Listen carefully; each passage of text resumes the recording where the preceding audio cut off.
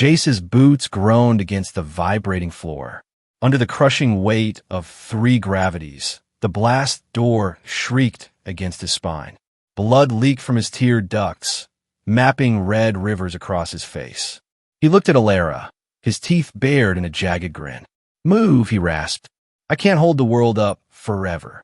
Before the steel gives way. Subscribe to join our journey and see if humanity can truly outrun the hegemony." Now, let's look at how the song began to shatter. 6 hours ago, the most pressing concern Alara faced was the faint itch of a neural dampener behind her left ear. The interrogation chamber had been silent then, filled only with the sterile scent of ozone and the heavy weight of impending loss. The neural siphons hummed.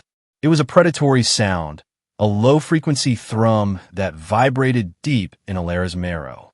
She lay strapped to the central rig of the Sector 9 Void Spire, her mind a library of pulse lore being systematically set on fire. The KRYX hegemony didn't want the beauty of the Arivian star charts. Instead, they sought the coordinates of the hidden wells, the fuel reserves that kept her people alive. Hegemony logic dictated that if a resource existed, it must be indexed and consumed. Each pull of the siphon felt like a physical tearing of her soul. She tried to retreat into the song of the golden sun, a mental anchor that had survived 3 centuries of peace. The melody began to swell in her mind, a warm resonance of light and vibration. The spire shuddered. The melody fractured, replaced by the screech of metal shearing against metal. The KRYX overseers didn't scream. Their multifaceted eyes merely adjusted their aperture, calculating the trajectory of the sudden structural failure.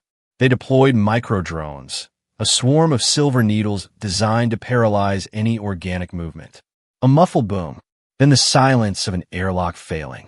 The door didn't just open, it dissolved in a spray of white-hot sparks. Through the smoke, a figure moved with a frantic, uncoordinated grace that defied KRYX military logic. It was Jace. He didn't use a precision beam. He swung a kinetic rifle like a club, clearing the path to the rig with brutal, messy efficiency. When he reached her, he didn't check her vitals or wait for a biometric scan. He simply ripped the siphon leads from her temples. The pain was blinding, a white flash of neural feedback that left her gasping for air she could no longer feel. "Easy, Singer," he murmured. His voice was rough, lacking the synthetic modulation of the hegemony. He reached down and gripped her hand. It wasn't the clinical touch of a machine. It was a firm, warm squeeze that felt impossibly solid in a world that was falling apart. He pulled her up, and Alara saw the human up close for the first time. He was a disaster of soot and sweat. As they crouched behind the rig to avoid a second swarm of drones, Jace pulled a dented metal flask from his belt. His fingers began a rhythmic, steady tapping against the side of the container. Ping, ping, ping, ping. It was a small, useless gesture, yet it seemed to ground him while the walls around them began to melt. Above the glowing conduit, the ceiling began to buckle. "We have 4 minutes before this deck becomes a vacuum," Jace said, checking his sidearm. "Can you walk? Or am I carrying the song? If your home was being erased, would you trust a stranger who only knew how to break things?" The courier's ship, the Rusty Needle, did not fly so much as it clawed its way through the void. Alara lay on a medical cot, watching Captain Vaughn through the open cockpit door. Captain Vaughn's eyes darted across the flickering navigation screens while her lips moved silently, calculating the fuel margins required to hide their signature within the iron reef, but a sudden warning chime from the proximity sensors cut her mental math short. In the small galley nearby, a pot of synthetic coffee sat bubbling. It filled the cramped space with a sharp, burnt aroma that mixed unpleasantly with the smell of scorched oil. He looked human. Jace entered the cabin, his face a map of fresh bruises. They were approaching the iron reef, a vast orbital scrapyard where the bones of dead civilizations spun in silent, jagged orbits. Jace didn't look like a hero. He looked like a man who had forgotten how to sleep. "The hegemony is trailing our wake," Jace said, checking the charge on his kinetic rifle. "They use harmonic resonance to track energy signatures, which means we can't just hide. We have to make so much noise that they lose the signal.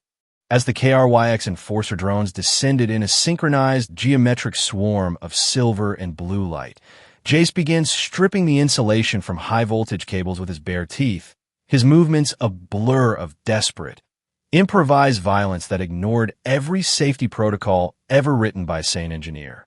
He was rigging the derelict reactors of an Arivian cruiser. He was building a snare out of variables they couldn't index. Resonance. The gravity stabilizers groaned as Jace diverted all power to the snare.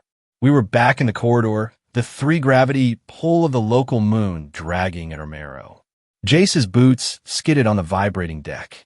He put his shoulder to the blast door, bracing against the weight of a world that wanted us dead. "Move, Singer," he rasped, his teeth bared in that jagged grin. Alara didn't run. She stood at the center of the bay and reached for the forbidden pulse lore. She didn't try to preserve the melody this time. Instead, she took the ancient star maps and smashed them against the raw energy of the human reactors. She allowed the unpredictable chaos of Jace's work to infect the Arivian harmonics. The result was a deafening refusal. The hegemony drones found only a storm of contradictions where they expected order. Their sensors overloaded and their shields flickered into nothingness. The entire sector of the reef ignited in a cascade of electromagnetic light that tore the KRYX command ship into shimmering ribbons of scrap. Jace fell as the door finally locked, his chest heaving. He looked at his blackened palms and let out a short, sharp laugh. He knew that the hegemony could calculate every star in the sky, but they would never be able to calculate him. The hegemony filed the incident under a new, red-coded classification, uncontainable variable. Alara walked through the red dust of the colony, the ancient pulse lore now a hum of possibility instead of a rigid map. She reached out to Jace. Her fingers found his in a firm, lingering squeeze that no longer signaled a rescue, but a shared and permanent defiance. If you want to see where this new song leads, come back tomorrow and we will be here to tell the tale.